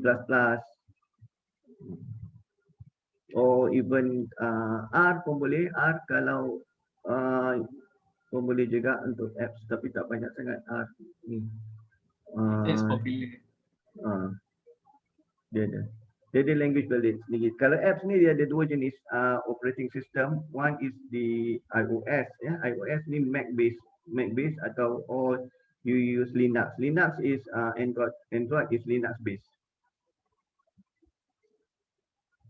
Thank you. Tapi there are apps, for example, like Firebase. Firebase is actually it is web based, but it looks like an app. So, but better, that is better because for me, maybe some people have different opinion because it doesn't clock your handphone. Your handphone, for example, maximum you have say 12 to 512 gig, for example. But when you build up a lot of apps, it's not meant to be a huge scale computer. Otherwise, it becomes too big. And then if you put up the whole applications inside your phone, instead, if you tie up to a client server model or web-based model, then the content is in the server. Okay, any other question? Ash, is it okay, Ash? Yep, okay, Prof. Can follow. Farah? Okay, Prof. So far. Tak ada soalan ya? No. Semua faham. Syed Ahmad, Aiman, okay? Okay, Prof. Alhamdulillah. Okay, so senang lah. Sophia? Any question? No. Okay. Everybody can follow. Tian Hawi? Yeah, so far so good. So far so good. Okay. Sally, okay, Sally? Yes, Prof. I'm following. Processing. Okay. Processing. Okay. Ravi Verma? Any Yeah, question, Prof. Ravi? Not for now. Not for now. Okay. Ambika, okay, Ambika? Hello, doctor. Yes, all is good. All is good. Oh, then, so, Anif, okay?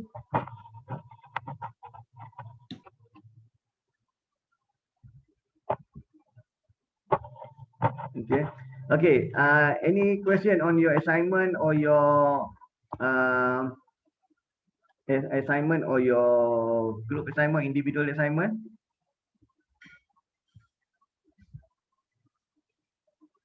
Okay, in the meantime, next week I will guide you how to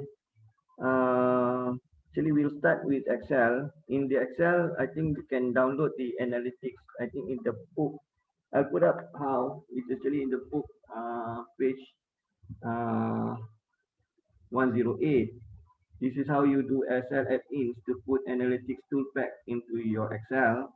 So you can use some analytics because next week we will cover descriptive analytics in the book chapter 2.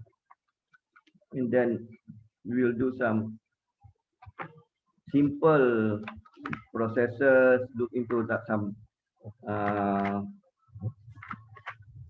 time series forecasting, logical regression, and then we can look into if you can play with some data, and then if you can also download, perhaps you should also download R and R Studio. R and R Studio. I give you the link for R and R Studio in here, and I'll also provide it into your WhatsApp. This is R.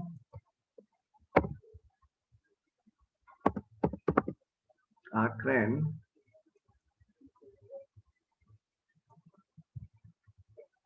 And then R Studio. It's best that you use R Studio. It's much will make your work, your job easier.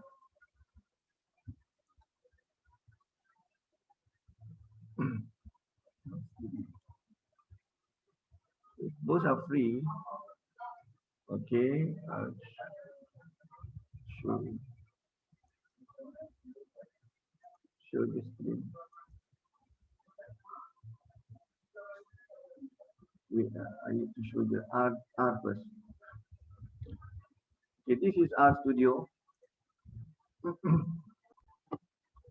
R Studio, you can download the free one. Okay, this is a Shiny server. You can put your Shiny applications online, and then with Shiny you can also build it using. You can develop your dashboard for your assignment. Yeah, so you can download. This is R Studio, open source. You can get the free one. Yeah, there is a free version, open source edition. Yeah, desktop version. You get the free version, not this 995 per year. Yeah, just get the open source edition, free version. Yeah. So and then this is the, and then you can also use this R. This is how do you download your basic R. Prof, for the free access, is there any like a specific period, like maybe valid for 30 days or something? No. No, it is open source. Okay. No. And then this is the download R. You can download R depending on your. I think most of you are using Windows or if you're using Mac, you can download R for Mac. Yeah. So and then we will start playing a little bit R. So just to get you familiarized. And then if you want to use it for your, I welcome you. If you want to use it for your assignment for you to do your dashboard, at least it can say it can function a little bit. Okay. Any question?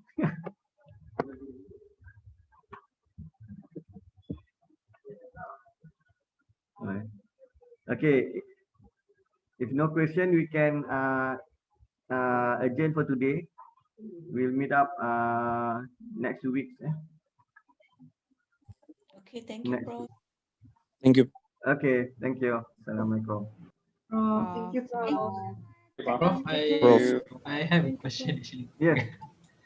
Regarding the schema, Hmm. I actually still blur regarding the schema. And I saw that you have the star schema and the other type of schema, right? And you mentioned that the metadata maps like two different Okay, data using schema. okay. Those who still staying, I can show you how does the schema really work. This is in that the one that I showed you in the form of metadata. Yeah? So how it does it work really? How does it? I'll show you. Okay.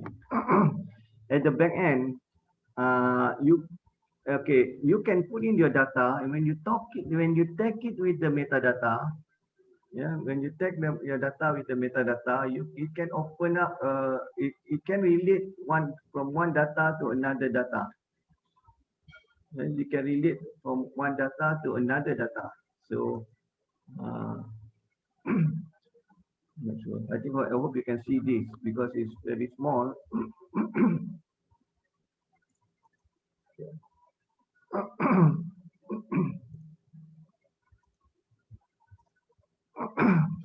The same XML that I showed you, this is how it looks, how we can relate from one to another. For example, you say bank, say yeah, bank, Islamic bank. So Islamic bank has role with some banks, has stakeholders. So this information is in form of the metadata. So it ties up bank with the bank role, and then yeah. So bank has bank roles. This is a subject. This is a predicate. This is an object. Has to stakeholder, subject and predicate. Yeah. So this is the relationship that it provides from one metadata, from one concept to another concept. Yeah, from one concept to another concept. Current account adopts deposit mudarabah. Current account adopts deposit qard hasan. So if I put a data, okay, this is a current account, meaning that it adopts either mudarabah, qard hasan, or wadi'ah. So it can infer the knowledge there. So because there is metadata, in metadata provide the schema. So this is the schema that you can see, because when you look at just now, when you look at the XML doesn't show it like this, but if you use certain software like this is Protege is by Stanford University. So you can see relationship from one metadata to another metadata. This is the schema. So when you put data can be tied up with another data based on this schema. You build relationship. If you recall the entity relationship diagram, ERD, right? Yeah, ERD. ERD is tied up using directly using table to table, right? Table to table, you tie up using ERD. This is similar like that, but you tie up one data to another data using a schema running at the back end. This schema is called metadata. Metadata is schema. And then the metadata is form of a schema. So when you see a schema, you can see this schema. This is a schema. And then this format is in XML. This is in XML. This is the one that I showed to you just now. The same thing that I showed to you just now, which is this.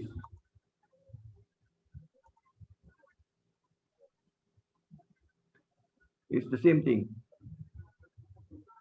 Yeah, when you use a specific software, you can see the relationship between this data to another data. This is the declaration. Okay. R is resource, independent resource identifier. IRI is independent resource identifier. Yeah. So this is declaration. Okay, now I need to move it down. Okay, this is equivalent class. You can see the subclass. So subclass IRR, you have an object. So and then you move on. You have subclass. You have object class. Yeah. Yeah. So this is the code like, but if you use Protege or some other software, call it ontology editor, you can see something like this. Okay. Is all these are metadata lah. All these are metadata. All these are metadata. It is a schema. So you can tie up one database to another database. So if you do federated data warehouse, for example, you have one data warehouse residing in one company, and then you tie up with another sister company or parent company, another data warehouse, you can tie it up. Or even you use data mart, yeah, you can also use data mart of different format, for example, without using the ETL, meaning that of different format, you can use this metadata to bridge. Yeah. Okay. Okay. Any other question? It's okay, Reski. You understand now? And then I understand. I just confused between schema and metadata. So basically, it's the same lah. The concept is schema and metadata. They bridge data together. Okay, but not all metadata have a schema. Not all metadata have a schema. Yeah. For example, when you put metadata in your Facebook, when you tag your Facebook, it is metadata. But do you have a schema? The schema, okay. You don't have a schema because it's just you and that picture, right? So the schema is a larger. Yeah. So it's like the ARD lah. It's bigger. You just put in everything. So sometimes we call it taxonomy. We call it taxonomy. There is a term we call it taxonomy. We just put in tagging that nothing, no relation with any other thing or any other schema. But if you develop a proper schema and you put the metadata, you can tie up this metadata to the schema, and then you can have relationship from one data to another data using that metadata in the middle. But if you just put your metadata, for example, you use your Instagram or you use your Facebook, you just put in whatever you want, and then you just tag in. Today you tag in different title. Tomorrow you tag in same picture, different title. So there is no schema. So not all metadata have a schema. But schema is a metadata. But not all metadata has a schema. Okay, understand. Okay. Okay. Okay. Thank you. Okay, thank you, Doctor, for the explanation. Bye. Bye. See you the other week. Right. Thank you, Prof. Assalamualaikum. Thank you, Prof. Okay, thank you.